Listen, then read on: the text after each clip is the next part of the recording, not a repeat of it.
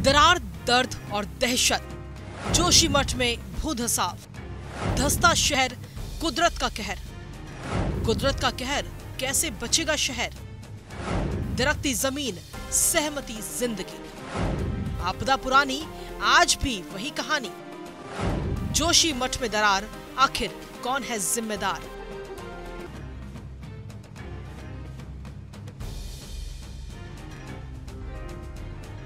फटती दीवारें, फर्श पर चौड़ी दरारें और धंसते मकान, ये मंजर दिख रहा है जोशीमठ में, जो कि उत्तराखंड का एक शहर है जो चमोली जिले में पड़ता है।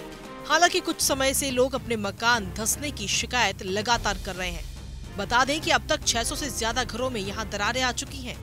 कई लोग ऐसे भी हैं जो अपने घर को छोड़कर रिलीफ कैंप या फिर दूसरे शहरों में जाकर रहने को मजबूर हैं। फिलहाल इन तस्वीरों को देखकर यही कहा जा सकता है कि ये जगह अब रहने के लिए सुरक्षित नहीं है। यहाँ पर अभी क्या स्थिति है वो आपको बताते हैं।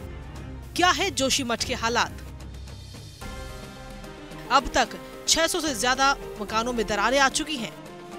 100 से ज्यादा घर में हालात खतरनाक स्थिति में हैं।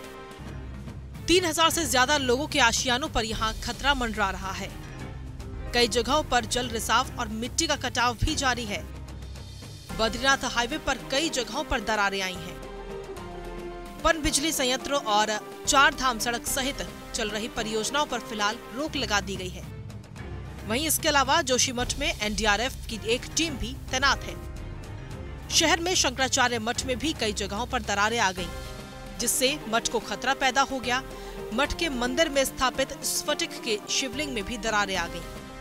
ये तो बात हो गई वहाँ के हालातों की। अब आपको वहाँ रह रहे लोगों की जुबानी सुनाते हैं वहाँ के हालात। मांडवी हो या होटल बड़े बड़े जो मांडवी और मलारीन है, इनमें भारी भारी दरारें पड़ गई 2-2 फीट की। और स्थिति ऐसी रही, रात भर हमको आग जला के आग का सारा रोड में रहना पड़ा। और शासन प्रशासन ने हमारी कुछ नहीं सुनी। हमने जिलाधिकारी से कराया, उप जिलाधिकारी से कराया, सबसे मौका करा दिया, सबने आश्वासन नहीं दिया। अभी तक उस पर कुछ अमल नहीं हुआ। उसके बाद हम सब किराएदार वगैरह जो है खाली पहले ही करा दिए थे। और अभी बैंक का लोन भी हम पे लोन भी जो है पहले बच्चों की पढ़ाई है। और सब जगह हम होटल की दहशत से, बाकी होटल हमारे कमरों पर दरारें कम है, मगर जो है होटल के दहशत से जो है हम 6-7 परिवार जो है होटल के दहशत से छोड़ के जा रहे हैं हम लोग। और हमारी जिंदगी भर की पूंजी यही है। जोशीमठ में तबाही का ये मंजर देखकर हर कोई हैरान है। शहर के दर्जनों घरों और इमारतों की दीवारों, दरवाजों, फर्श, सड़कों पर आई दरारों का कारण पता नहीं चल पाया, लेकिन इसकी कल्पना पहले ही लगाई जा चुकी थी। दरअसल 1976 में गढ़वाल मंडलायुक्त महेश चंद्र मिश्रा की अध्यक्षता में गठित कमेटी ने जोशीमठ में ऐसे खतरों को लेकर सचेत किया था। हालात कैसे बिगड़े बताते हैं आपको। कैसे कैसे बिगड़ते गए आखिर जोशीमठ के हालात। 47 साल पहले ही यहाँ पर चेतावनी इसके लिए दे दी गई थी। मिश्रा आयोग की रिपोर्ट ने 1976 में आगाह किया था। मिश्रा आयोग से जोशीमठ का सर्वेक्षण दरअसल कराया गया था। जोशीमठ को एक मोरेन में बसाया हुआ उस वक्त बताया गया। मोरेन मतलब ग्लेशियर के साथ आई हुई मिट्टी। इस पर बसावट को अति संवेदनशील भी तभी माना गया था। रिपोर्ट में जोशीमठ के नीचे की जड़ से जुड़ी चट्टानों, पत्थरों को बिल्कुल भी ना छेड़ने के लिए पहले ही चेतावनी दी गई थी।